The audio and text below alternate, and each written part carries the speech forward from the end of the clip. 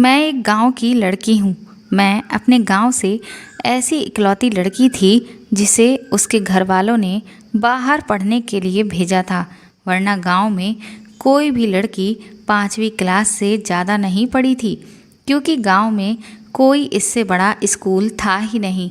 शादी से कुछ दिन पहले मेरे मंगेतर ने मुझे अपनी पवित्रता साबित करने को कहा। हमारे गांव में बाबा जी का एक आश्रम था। उस आश्रम में एक कुटिया बनी हुई थी जहां लड़की को 5 दिन गुजारने होते थे।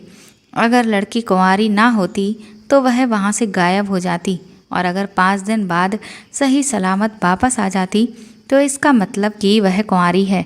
मैंने इस बात के लिए बहुत मना किया कि मुझ पर ये जुल्म ना करें, लेकिन मुझे ज़बरदस्ती उनके आश्रम में ले जाकर बंद कर दिया गया। और एक रात जब मैं कुटिया में सो रही थी, तभी आधी रात के समय कुछ आदमी बाथरूम की खिड़की से आ गए, और फिर मेरे साथ जो हुआ उससे मेरा जो हश्र हुआ, क्योंकि उन्होंने मेरे साथ घर पर शादी की तैयारियां ज़ोरों शोरों से चल रही थीं। मैं बहुत खुश थी। मेरे मंगेतर का नाम रजत है और वह हमारे गांव के ज़मींदार के यहाँ नौकरी करता है। हमारा रिश्ता भी गांव के ज़मींदार ने ही करवाया है। वह बहुत धनी और भले आदमी हैं। मेरी सहेलियां मुझे रजत के नाम से चिढ़ा रही थीं। मैं रजत को पहले से नहीं जानती थी। वह मेरे पापा के दोस्त का बेटा था। मैं दुल्हन बनी अपने कमरे में बैठी थी जब बारात के आने का शोर मेरे कानों तक आया, तो मैं और भी ज़्यादा खुश हो गई थी। मैं अपने गांव की सबसे होनहार और पढ़ी लिखी लड़की थी। सारे गांव में इंटर पास करने वाली मैं पहली लड़की थी। मेरे पापा की मैं शान थी, लेकिन मुझे पढ़ने का बहुत शौक़ था।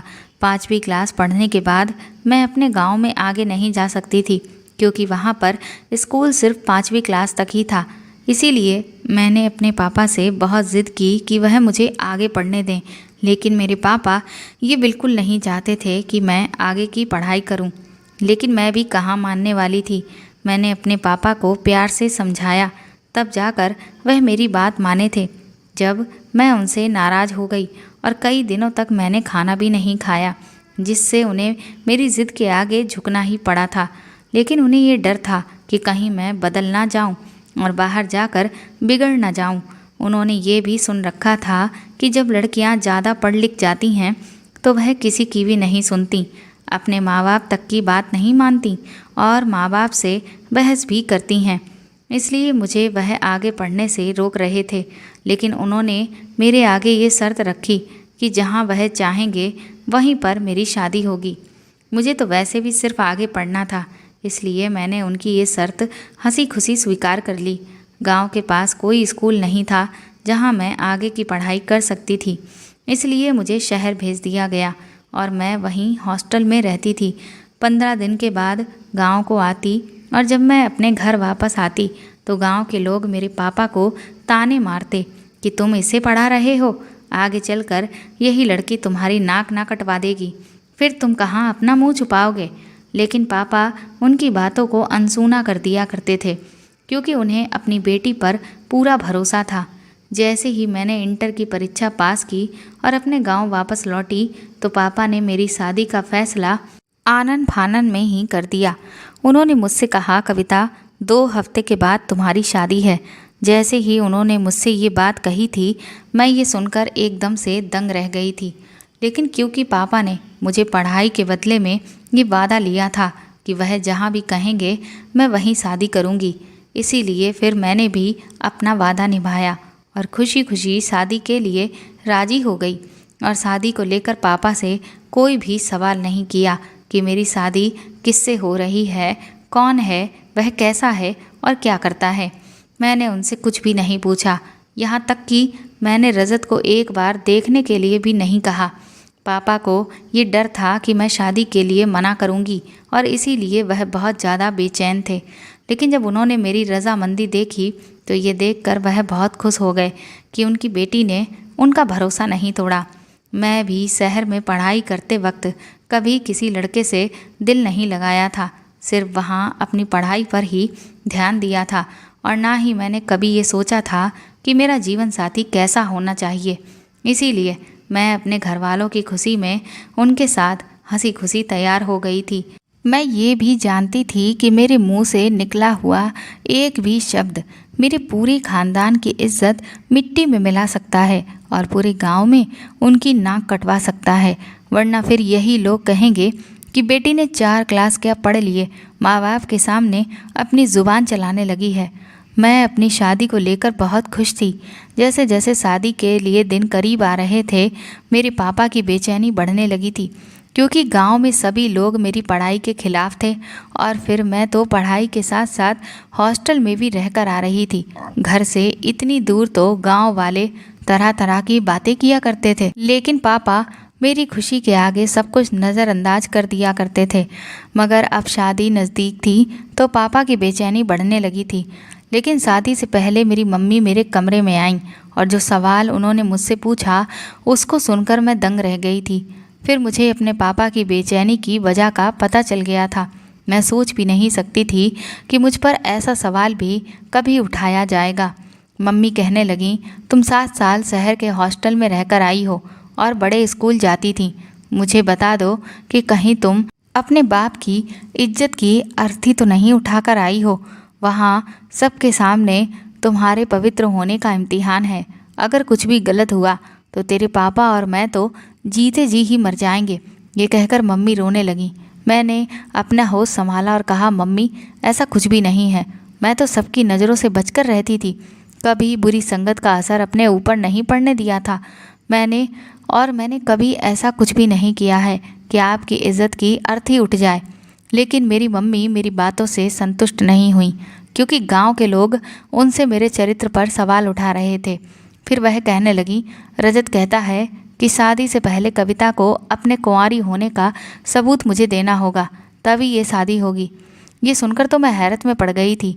बाहर पूरा खानदान और सारे बिरादरी वाले बैठे हुए थे और बारात आ चुकी थी और मेरा होने वाला पति ये कैसी बेतुकी बातें कर रहा था। भला कोई लड़की कैसे अपने कुंवारे होने का सबूत दे सकती थी। मैंने कहा, मम्मी मैं इस वक्त इस बात का कैसे यकीन दिला सकती हूँ, ये तो बिल्कुल बेफिजूल सी बात है। पर वो कहने लगी, वह कहता है कि शहर के हॉस्टल में रहकर पढ़ने वाली लड़कियाँ चरित्रहीन होती हैं, इसीलिए मैं उसे शादी तब ही नहीं करूँगा जब तक कि वह अपने पवित्र होने का सबूत मुझे ना दे दे। तब मैंने अपनी माँ से पूछा कि भला मैं कैसे सबूत दूँ। उन्होंने कहा, रजत कहता है कि अगर वह बाबा जी के आश्रम में बने पवित्र कमरे में 5 दिन गुजार दे और 5 दिन के बाद सही सलामत बाहर आ जाए, तभी मैं उससे शादी करूँगा। अगर वह बदकिरदार हुई तो उस पवित्र कमरे से वह खुद गायब हो जाएगी। शैतान उसे अपने साथ ले जाएगा, क्योंकि वह कमरा आश्रम में है और वहाँ पवित्र लोगों ने बहुत तपस्या की है। इसलिए जब भी लड़की पर शक हो जाता है तो उसी कमरे में उसे बंद कर देते थे और उस लड़की को 5 दिन गुजारने पड़ते थे। मैं पढ़ी लिखी थी, इसलिए आश्रम वाली कहानी मेरे समझ में नहीं आ रही थी। आखिर ऐसा कैसे हो सकता है कि एक बंद कमरा लड़की के किरदार का फैसला करे। हमारे गांव में जिस लड़की के किरदार पर शक होता है उसे उस कमरे में बंद कर दिया जाता है। अगर 5 दिन बाद वह कमरे से बाहर आ जाती है तो उसे पवित्र समझा जाता है, और अगर वह गायब हो जाती है तो उसे चरित्रहीन समझा जाता है और ये कहा जाता है कि शैतान उसे अपने साथ लेकर चला गया है। मैं ये सोच रही थी कि आजकल के दौर में गांव के लोग किसी लड़की के चरित्रहीन और पवित्र होने का अंदाज़ा इस तरह की बेसिर पैर की बातों से कैसे लगा सकते थे। मैं भला क्यों किसी जंगल में बनी आश्रम के एक छोटे से कमरे में बंद हो जाती। वहाँ कैसे मैं सारा दिन गुजारती, ये बात मेरी समझ में बिल्कुल भी नहीं आ रही थी, क्योंकि अपनी पवित्रता को तो मुझसे बेहतर कोई नहीं जान सकता था।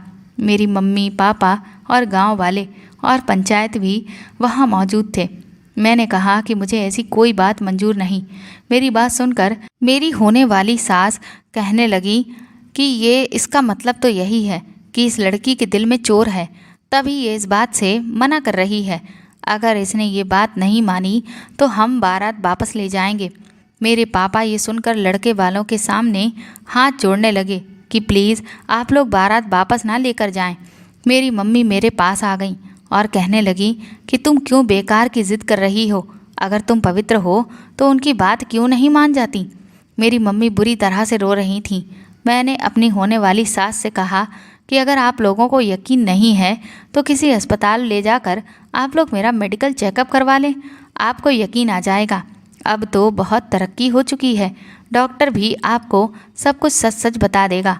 भगवान के लिए लेकिन इस बेबुनियाद की रस्म पर यकीन ना करें और बेकसूर लड़कियों को ऐसे वहाँ वीराने में छोड़ देना कोई सही नहीं है।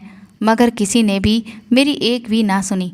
पापा तो जैसे कि मेरे किसी बेजान लाश की तरह हो गए थे और मम्मी का भी रो रो कर बुरा हाल था, जैसे कि मैं सच में कहीं पर अपना मुंह काला करा कर आई हूँ। मुझ पर लोगों ने बहुत इल्ज़ाम लगाए।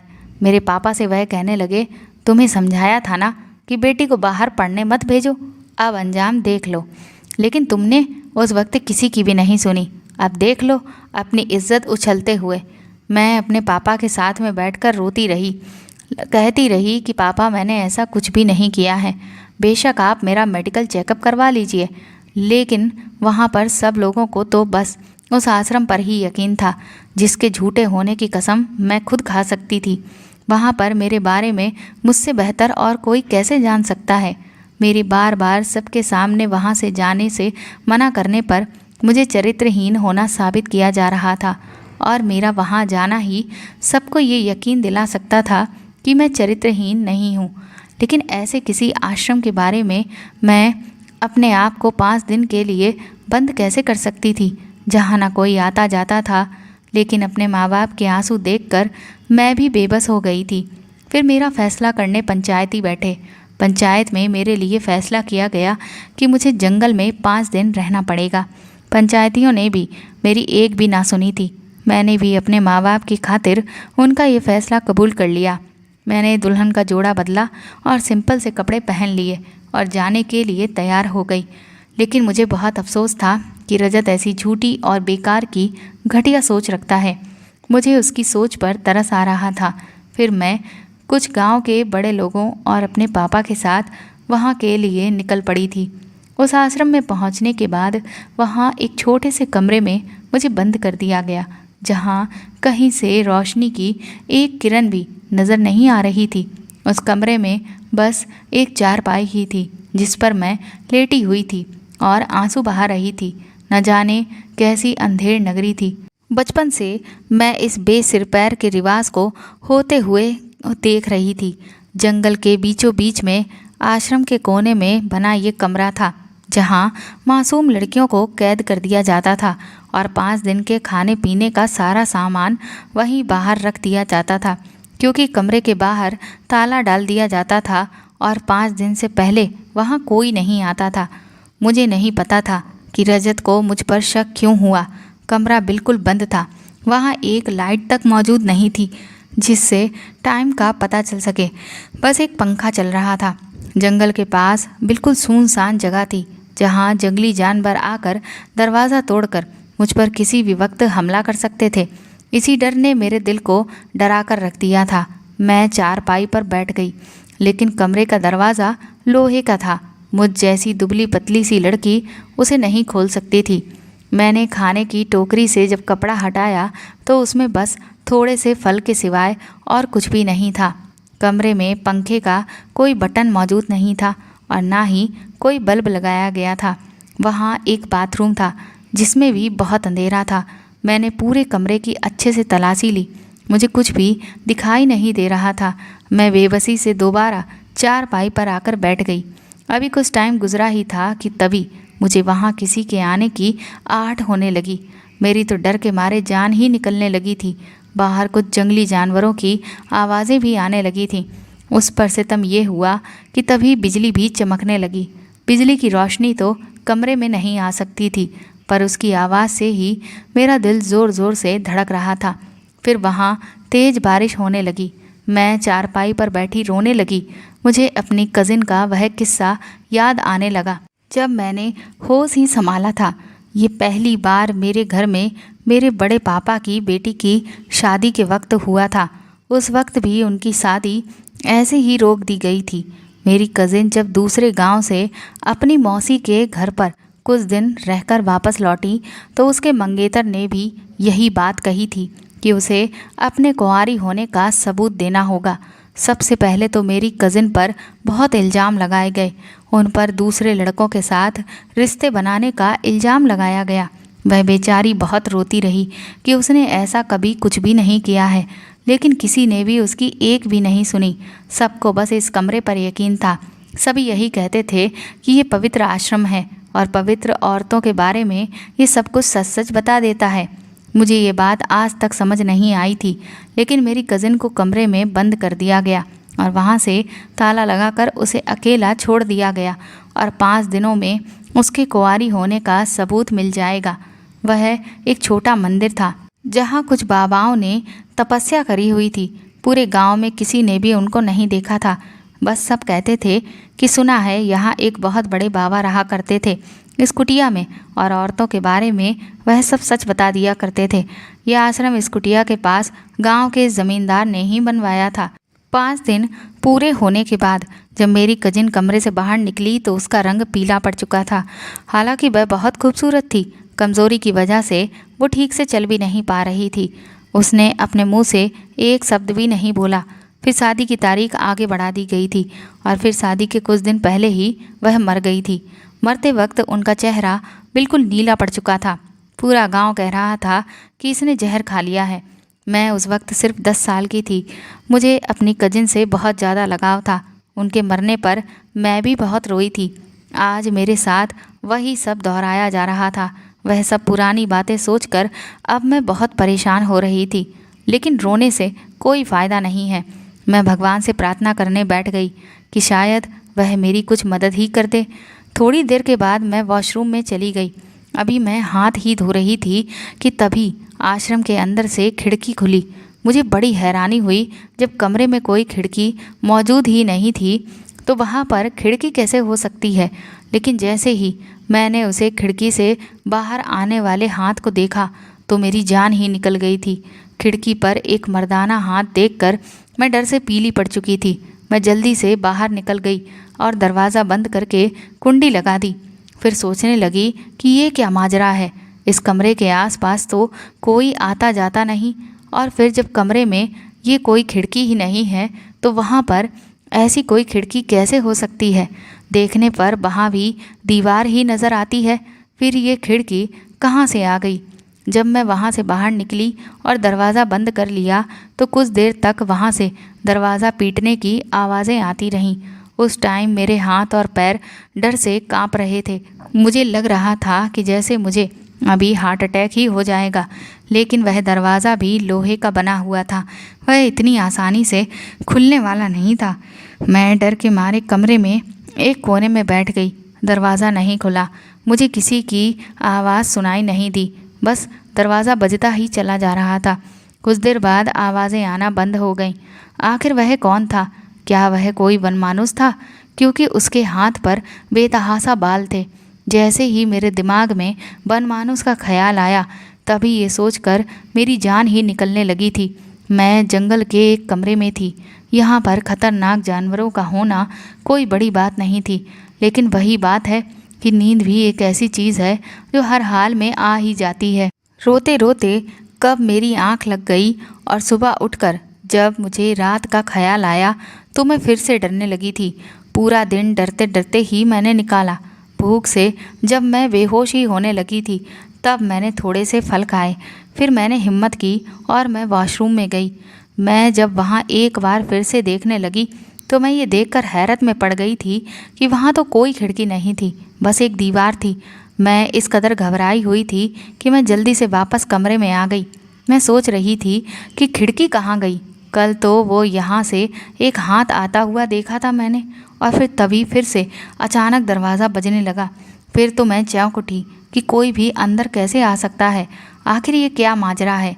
ये कौन था जो रात को यहाँ पर आकर कमरे का दरवाज़ा बजाने लगता था, जैसे कि दरवाज़ा तोड़ ही देगा।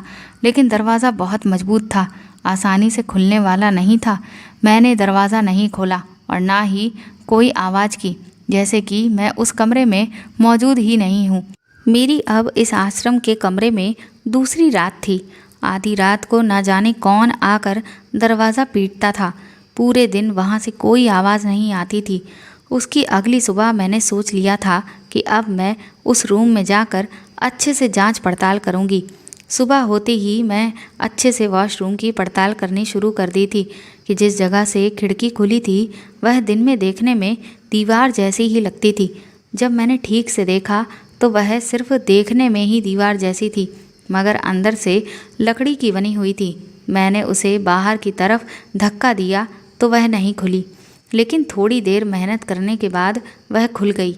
मैंने वहाँ जाकर देखा तो वहाँ और भी कमरे बने हुए थे, और उसके अंदर जाकर देखा तो वहाँ एक सुरंग मिली जो पता नहीं कहाँ जा रही थी। वहाँ बहुत अंधेरा था, मुझे बहुत ज़्यादा डर लग रहा था, मगर उस खिड़की के ज़रिए मैं उस सुरंग में उतर गई। मुझे उम्मीद थी कि शायद मैं यहाँ से बाहर निकल सकूँ। मैं डरते डरते आगे बढ़ने लगी। थोड़ी दूर चलकर मुझे एक रोशनी दिखाई देने लगी। वहाँ पहुँचकर देखा तो वहाँ एक लाइट का बटन था, जिसे दबाने से पूरी सुरंग में रोशनी हो गई और वहाँ ऊपर की तरफ सीढ़ियाँ जा रही थीं।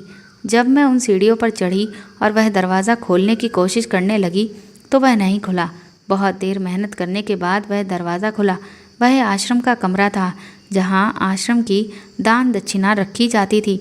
जब मैं उस कमरे में पहुंची तो दंग रह गई कि ये तो मैं आश्रम के अंदर पहुंच गई। उस कमरे में कोई मौजूद नहीं था। मैं भी वहां पहुंचते पहुंचते बहुत थक गई थी।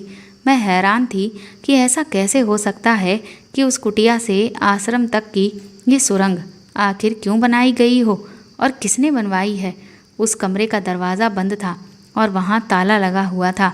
उस कमरे के बाहर भी कोई नहीं आ सकता था, क्योंकि वहाँ सारा दान रखा हुआ था। इसीलिए मैं किसी को मदद के लिए भी नहीं बुला पा रही थी। लेकिन फिर मैंने सोचा कि अगर किसी ने मुझे उस कुटिया से बाहर देख लिया तो मेरे माँ बाप को बातें सुना सुना कर ही मार डालेंगे। फिर मुझे किसी के आने की आहट महसूस हुई। मैं जल्दी से उस सुरंग को बंद किया और वहाँ रखे हुए बक्सों के पीछे छुप गई। और फिर मुझे लगा कि ये लोग अगर मुझे देख लेंगे तो फिर मेरी सारी मेहनत बेकार ही चली जाएगी। जैसे ही मैंने 3 लोगों को अंदर आते देखा, उनको देखकर मेरी जान ही निकल गई। वहाँ पर अंधेरा था और इस वजह से मुझे किसी के भी चेहरे ठीक से बिल्कुल भी नज़र नहीं आ रहे थे, और इधर घबराहट के मारे मेरी दम निकली जा रही थी। मेरे मन में बार बार ये ख्याल आ रहा था कि अगर इन लोगों में से किसी ने भी ये जान लिया कि मैं यहाँ पर मौजूद हूँ तो ना जाने मेरे साथ क्या होगा। मुझे बहुत ज़्यादा डर लग रहा था। जब तक वह लोग वहाँ पर मौजूद रहे, मैं बड़ी ही खामोशी से वहीं पर छुपी रही और चुपचाप वहाँ उनके जाने का इंतज़ार करने लगी। फिर वह लोग अपना काम करके वहाँ से चले गए। उस कमरे में आश्रम के भक्तों का दिया हुआ दान रखा जाता था, इसीलिए उस कमरे में कोई भी फालतू आदमी नहीं आ सकता था। जो लोग आश्रम में काम करते थे वही लोग आ सकते थे। मैं बहुत डरी हुई थी, मुझे कुछ भी समझ में नहीं आ रहा था। फिर मैंने सोचा कि मैं रात होने का इंतज़ार करती हूँ और देखती हूँ कि कौन है जो वहाँ जाकर दरवाज़ा बजाता है, और वह बनमानुस कौन था। मेरे लिए अब ये एक अच्छा मौका था जब मैं ये सब जान सकती थी, क्योंकि बाहर तो मैं यहाँ से नहीं निकल सकती थी, क्योंकि दरवाज़े पर ताला लगा हुआ था। थोड़ी देर के बाद मुझे एक आदमी नज़र आया। वह ज़मींदार था और साथ में उसके पंचायती भी था। वह बहुत नरम दिल वाला आदमी था, लोगों की मदद करता रहता था, यहाँ तक कि गांव के घरों में जाकर ज़रूरतमंदों को चुपचाप पैसे भी पकड़ाकर मदद करता था। जब किसी लड़की की शादी होती तो वह शादी का पूरा खर्चा भी खुद ही कर देता था कि ये सब मेरी भी बेटियां हैं। इसीलिए गांव की कोई भी लड़की उनसे पर्दा नहीं करती थी, क्योंकि वह हमारे दादा की उम्र के थे। पूरे गांव में उनकी बहुत इज्जत थी। पूरे गांव के लोग उन्हें अपना माई बाप मानने लगे थे। उनके बड़े से महल में कई बार मैं भी जा चुकी थी। उनकी पोती मेरी ही क्लास में पढ़ती थी और मेरे साथ में ही हॉस्टल में भी रहती थी, मगर उस लड़की में घमंड नाम की तो कोई चीज़ ही नहीं थी। जब भी मुझे गांव जाना होता था वह मुझे अपने साथ अपनी गाड़ी में ही बिठा कर के लेकर जाती थी। गांव पहुंचकर वह मुझे मेरे घर छोड़ देती थी, लेकिन मैं कई बार मना कर देती थी कि मेरे पापा मुझे लेने आएंगे, मैं उनके साथ ही जाऊंगी। मेरी बात सुनकर ज़मींदार साहब कह देते थे कि बेटा तुम हमारे साथ चलो, मैं तुम्हारे पापा से कह दूंगा कि तुम मेरे साथ आई हो। अपनी गाड़ी में ड्राइवर के साथ खुद अपनी पोती को वो लेने आते थे। मैं उनकी गाड़ी में बैठ जाती और वह मुझे घर तक छोड़ देते और मेरे पापा से कह देते थे कि ये मेरे साथ आई है। मेरे पापा उनका शुक्रिया अदा करते नहीं थकते थे। कई बार अपनी पढ़ाई की वजह से मैं अपने पापा के साथ ज़मींदार साहब के महल में भी गई थी। उनकी पोती मेरे क्लास में थी, तो अगर कभी मुझे नोट्स के बारे में पूछना होता तो मैं उसके घर चली जाती थी। लेकिन आश्रम वाले कमरे में वह लोग क्या कर रहे थे? मैंने सोचा कि आश्रम तो इन्हीं लोगों ने बनवाया हुआ है, तो शायद दान का जायज़ा लेने आए होंगे। मैं ये सोचकर बहुत खुश हुई कि अब मैं बच जाऊंगी और इन्हें सब कुछ सच सच बता दूंगी कि मेरे साथ 2 रातों से क्या हो रहा है, और ये मेरी मदद करेंगे। लेकिन फिर आगे मैंने जो देखा उसे देख कर के मैं तो दंग ही रह गई थी कि वह लोग सुरंग का दरवाज़ा खोल रहे थे। तो मैं खामोशी से वहीं बैठी रही और देखती रही कि आखिरकार ये पूरा माजरा क्या है और उनको सुरंग के बारे में कैसे पता। कहाँ तो अब तक मैं ये सोचकर खुश हो रही थी कि मेरे मसीहा मेरे सामने खड़े हैं जो मुझे बचा लेंगे और मेरी बात ज़रूर समझेंगे, क्योंकि मैं इस कमरे से भागकर निकली हूँ। लेकिन यहाँ तो अब मामला उल्टा ही हो गया था। ज़मींदार साहब तो अपने दोनों पैरों के साथ सुरंग के दरवाजे पर खड़े थे। इनके एक नौकर ने वनमानुष के कपड़े पहने हुए थे और फिर दूसरे ने दरवाज़ा खोलकर उनके सामने किया तो वह सुरंग में चले गए और ये कहते हुए गए कि अगर आज ये लड़की दरवाज़ा नहीं खोले तो दरवाजे को तोड़ देना। ये सुनकर मेरे होश उड़ गए थे। वह इंसानी रूप में किसी दरिंदे से कम नहीं था।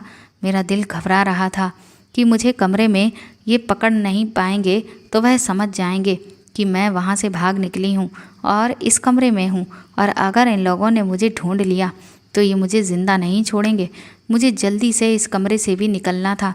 मगर जैसे ही वह तीनों अंदर आए, मैं बिना सोचे समझे उस दरवाजे से निकल गई और दरवाजे को ताला डाल दिया और चाबी भी अपने साथ ही रख ली और सबकी नज़रों से बचते हुए आश्रम की दीवार से कूदकर आश्रम से बाहर निकल गई। वहाँ की मिट्टी गीली थी, इसलिए मुझे चोट नहीं आई। वहाँ से निकलते ही मैं बस अंधाधुंध भागे ही जा रही थी।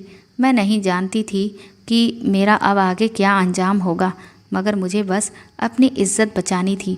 गांव वालों के सामने इस आश्रम की सच्चाई भी खोलनी थी, जिससे लोगों की गलत आस्था और विवाद जुड़े हुए थे। मेरी कज़न के साथ क्या कुछ नहीं हुआ होगा। अब ये सच्चाई मुझ पर खुल चुकी थी कि वह क्यों मर गई, या फिर यकीनन उसने जहर खाकर ही अपनी जान इसीलिए दी होगी क्योंकि इन सब ने उसको भी अपनी दरिंदगी का शिकार बनाया होगा। मैं भी अपनी कज़न की तरह ही खूबसूरत थी। मेरे दिल में ज़मींदार के लिए बहुत इज्जत थी। मैं उसकी अपने दादा जैसी इज्जत करती थी, इसीलिए उसके गलत इरादे समझ नहीं सकी। ये सारा खेल इसी ज़मींदार का रचाया हुआ था, क्योंकि रजत इसी के पास नौकरी करता था। इसीलिए उसके दिमाग में भी ये शक का बीज इसी ने ही डाला होगा। भोले वाले गांव वालों को बेवकूफ़ बनाकर उनकी खूबसूरत लड़कियों को वह ऐसे ही आश्रम में जाने पर मजबूर कर देता था, क्योंकि मेरी शादी पर आखिरी फैसला पंचायत में से इसी ज़मींदार का ही था कि मुझे उस आश्रम में बंद कर दिया जाए। ये दिन मैं गांव वालों के सामने उनका हमदर्द बना रहता था और उनके घरों में जाता था और उनकी बेटियों को देख सके उनमें से जो इसे अच्छी लगती उस पर यह इल्ज़ाम लगाकर उसे कमरे में बंद करके अपनी इच्छाओं का शिकार बनाता था और अपनी गलत इच्छाएं पूरी करता था। मुझे नहीं मालूम था कि मैं किस तरफ जा रही हूँ, मेरी मंजिल क्या है और कहाँ पर जाकर ये ख़त्म होगी। लेकिन अब मैं भाग भाग कर थक चुकी थी कि तभी अचानक से एक मोटरसाइकिल की चमक मेरी आंखों में पड़ी। उसे देखकर मैं बहुत डर गई थी। वह मोटरसाइकिल मेरे सामने ही रुकी तो मैं गिरकर बेहोश हो गई, और जब मुझे होश आया तो मैं अपने बड़े पापा के घर पर थी और जो आदमी मेरे सामने खड़ा हुआ था वह मेरे पिताजी के बड़े भाई यानी कि वह मेरे बड़े पापा थे। उन्हें देखकर मुझे थोड़ी राहत मिली। मैं बहुत रो रही थी, मेरी हिचकियाँ भी बंद ही नहीं हो रही थीं। उन्होंने मुझे पानी पिलाया और पूछा कि बेटी तुम वहाँ कैसे पहुँची, तुम तो आश्रम में थी। उन्होंने कहा चलो मैं तुम्हें वापस खामोशी से वहाँ पहुँचा आता हूँ, किसी को पता नहीं चलेगा कि तुम बाहर निकली थी और तुम्हारे बाप की इज्जत भी बच जाएगी। लेकिन मैं बहुत रोने लगी और डरते डरते मैंने वहाँ मेरे साथ जो कुछ भी हुआ था उन्हें बताने लगी और कैसे उस सुरंग के जरिए मैं कुटिया से बाहर निकली। मैंने उन्हें सब कुछ बता दिया था। कि ये सब ज़मींदार ने ही मेरे साथ गलत काम करने के लिए किया है। पहले तो उन्होंने मुझ पर यकीन नहीं किया। फिर मैंने उन्हें बताया कि दीदी के साथ भी उसी ने ही गलत काम किया था और इसीलिए दीदी ने भी जहर खाकर अपनी जान दे दी थी, क्योंकि वह उन्हीं की बेटी थी जिसके साथ ये सब हुआ था। तब वह बहुत ज़्यादा रोने लगे। फिर उन्होंने कहा कि मेरी बेटी के साथ इस दरिंदे ने क्या कुछ नहीं किया होगा जो उसने अपनी जान ही दे दी। हम तो इस आदमी को अपना माई बाप समझते थे और ये हमारी ही बेटियों पर बुरी नज़र रखता था, लेकिन अब मैं तेरे साथ कुछ गलत नहीं होने दूंगा। उन्होंने कहा तुम यहीं छुपी रहना और किसी को अपने यहाँ होने का पता मत चलने देना। अब इसकी सच्चाई हम सबके सामने लेकर आएंगे और इसको इसके किए की सज़ा दिलवाएंगे। गांव की बेटियों को इससे बचाएंगे। फिर उन्होंने मुझे खाना खिलाया और कमरे की लाइट बंद करके चले गए। ये कहकर चले गए कि बेटी तुम आराम करो और यहाँ आराम से रहो। फिर वह मेरे पापा के पास गए और उनसे कहा कि चलो बेटी की खबर लेकर आते हैं कि वह कैसी है। दरवाजे से उसे आवाज़ देंगे। मेरे पापा बहुत परेशान थे। उन्हें अभी भी मेरी बहुत फिक्र हो रही थी। मेरी माँ भी कहने लगी जाओ और बेटी की खबर ले आओ। फिर पापा उनके साथ जाने के लिए राजी हो गए, लेकिन मेरी माँ बोली थी कि अगर किसी ने देख लिया तो अनर्थ हो जाएगा। तब उन्होंने कहा कि रात के अंधेरे में कौन देखेगा, हम खामोशी से जाकर वहाँ से वापस आ जाएंगे। फिर वो दोनों आश्रम की ओर चल दिए और वहाँ पर पीछे के दरवाजे से अंदर गए और बिना किसी की नज़रों में आए कुटिया तक पहुँचे। वहाँ जाकर उन्होंने मुझे आवाज़ लगाई। उस टाइम ज़मींदार अपने दोनों नौकरों के साथ कुटिया में ही मौजूद था। वह दीवार तोड़कर अंदर जा चुका था। वह दोनों की आवाज़ सुनकर वह लोग बिल्कुल शांत हो गए थे। पापा और बड़े पापा मुझे आवाज़ें दे रहे थे। जब मेरी कोई आवाज़ वापस नहीं आई तो मेरे पापा बहुत ज़्यादा घबरा गए।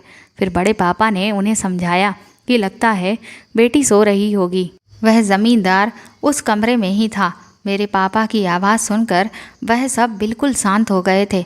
फिर मेरे बड़े पापा ने सोचा कि क्यों ना शोर मचाकर इन लोगों को रंगे हाथों पकड़वा दिया जाए। इसीलिए बड़े पापा ने आश्रम में जाकर शोर मचा दिया कि हमारी बेटी को शैतान ले गया है। तभी उस आश्रम के लोग वहाँ इकट्ठा हो गए और मेरे पापा से कहने लगे देखो बेटी को बाहर भेजने का नतीजा देखो। मेरे पापा रो रहे थे कि मेरी बेटी की कोई आवाज़ ही नहीं आ रही है। भगवान के वास्ते इस दरवाजे को खोलो। और तभी देखा कि मेरी बेटी का क्या हाल है। सब लोगों ने दरवाज़ा ज़ोर ज़ोर से पीटा। जब उन्हें मेरी कोई आवाज़ नहीं आई तो उन लोगों ने दरवाज़ा खोला तो वहाँ टूटी हुई दीवार देखकर ज़मींदार पहले ही वहाँ से निकल चुका था, लेकिन बूढ़ा होने की वजह से वह पूरी तरह से उस सुरंग को पार नहीं कर पाया। और जब लोगों ने उसे सुरंग में देखा तो वह सब लोग हैरान रह गए कि भला ये सब क्या मामला है। सारे लोग पूछने लगे कि आखिर आप यहाँ क्या कर रहे हैं और ये दीवार तो टूटी है। इसके अलावा बहुत सारे सवाल वह लोग करने लगे, पर उन सवालों का उसके पास कोई जवाब नहीं था। उसके नौकरों को वनमानुष के कपड़े में देखकर लोग समझ गए कि ज़रूर यहाँ कोई आता नहीं है और इसीलिए ज़मींदार लड़कियों को यहाँ से उठा लेता है। फिर वहाँ पुलिस को बुलाकर पूरे मामले की जांच कराई गई और ज़मींदार को पुलिस के हवाले कर दिया गया। उससे सब पूछने लगे कि वह लड़की कहाँ है और उसको मुझे अगवा करने के जुर्म में अंदर करवा दिया गया। सब लोग समझ रहे थे कि उसने मुझे कत्ल करके कहीं पर वहीं पे छुपा दिया है। मेरे पापा का तो रो रो कर बहुत ही बुरा हाल हो गया था कि उनकी बच्ची कहाँ चली गई थी। बड़े पापा ने उन्हें बताया कि मैं घर पर हूँ और बिल्कुल ठीक ठाक हूँ। तब सब लोग दौड़े दौड़े बड़े पापा के घर पहुँचे और मुझे सही सलामत देखकर उनकी जान में जान आई और फिर उन्होंने मुझे पूरी जानकारी ली। तब तक रजत भी घर पहुंच चुका था और उसने अपने बर्ताव को लेकर मुझसे और मेरे परिवार वालों से माफ़ी मांगी और बताया कि मेरे चरित्रहीन होने वाली बात ज़मींदार ने ही उसके दिमाग में डाली थी और ये रिश्ता करने के लिए भी ज़मींदार ने ही कहा था और उसके माँ बाप के दिमाग में भी ये शक का बीज उसी ने ही बोया था। फिर वह मुझसे और मेरे माँ बाप से माफ़ी मांगने लगा और पूरे गांव में ये तय किया गया कि अब किसी भी लड़की को ऐसे किसी भी आश्रम में नहीं भेजा जाएगा। हमें अपनी लड़कियों पर भरोसा करना चाहिए, ना कि किसी और के कहने पर हमें अपनी बेटियों को इस तरह से अकेला छोड़ देना चाहिए। हमने अपनी बच्चियों पर विश्वास नहीं किया, जिस वजह से ज़मींदार जैसे इंसान ने गांव की बहुत सी लड़कियों को अपने गलत इरादों के लिए अपना शिकार बनाया है। इसके बाद एक एक करके सभी लड़कियों ने अपने बयान दर्ज करवाए, जिनके साथ वह यह सब कर चुका था कि किस तरह से वह अपने नौकर को वनमानुस बनाकर कुटिया में भेजता और फिर लड़कियों को नशीली दवाई खिलाता, जिससे किसी ने उसके साथ ये सब कुछ किया है उन्हें पता ना चले और ज़मींदार की इज्जत गांव में बनी भी रहे। और जो लड़कियां उसके काबू में नहीं आती थीं वह 5 दिन पूरे होने से पहले ही मार दी जाती थीं और उन्हें आश्रम में ही कहीं दफना दिया जाता था। पुलिस ने पूरे आश्रम की अच्छी से तलाशी ली तो वहाँ से बहुत से कंकाल भी निकले। सारे गांव वाले रो रहे थे कि उन्होंने अपने बच्चों के साथ कितना अनर्थ किया है। पूरे आश्रम को तोड़ दिया गया था कि अब ये सब यहाँ पर दोबारा ना हो सके। रजत रोज आकर मेरे घर वालों से माफ़ी मांगता और मुझसे भी कहता कि ज़मींदार की बातों में आकर उसने मेरे साथ बहुत गलत किया है। किसी की बेटी पर इल्ज़ाम लगाकर मेरे घर वालों ने उसे माफ़ कर दिया, मैंने भी उसे माफ़ कर दिया और हमारी शादी बड़े धूमधाम से हुई और उसने मुझे शादी का ये तोहफ़ा दिया कि मैं आगे जितना चाहूँ उतना पढ़ सकती हूँ। और उसने अपना वादा निभाया भी और मुझे एक डॉक्टर बनाया और मेरे लिए एक छोटा सा अस्पताल भी गांव में ही खुलवा दिया। गांव के लोग भी अब अपनी बेटियों को पढ़ाते हैं जो पढ़ना चाहती हैं और उन्हें पढ़ने लिखने से कोई नहीं रोकता। रजत और मैं हम दोनों खुशी खुशी एक साथ रहते हैं। उसने भी अपने आगे की पढ़ाई पूरी करी और वह भी अब एक बड़ा वकील बन गया है और ज़मींदार का केस भी उसी ने लड़ा और उसे सज़ा भी दिलवाई। तो दोस्तों, आपको ये कहानी कैसी लगी हमें कमेंट करके ज़रूर बताएं और प्लीज़ इस कहानी को ज़्यादा से ज़्यादा शेयर और लाइक करके मेरे चैनल को सपोर्ट करें। साथ ही अगर आप चाहें तो मुझे सुपर थैंक्स भी खरीद कर दे सकते हैं। सुपर थैंक्स का ऑप्शन आपको इस वीडियो के नीचे दिए हुए सभी ऑप्शंस में दिख जाएगा, जो कि हार्ट शेप में बने हुए डॉलर के साइन के तौर पर है। और अगर आप मेरे चैनल पर नए हैं तो सब्सक्राइब करके बेल आइकन को ज़रूर दबा दीजिएगा, ताकि आगे भी मैं आपको ऐसी ही अच्छी कहानियाँ सुनाती रहूँ। Thank you.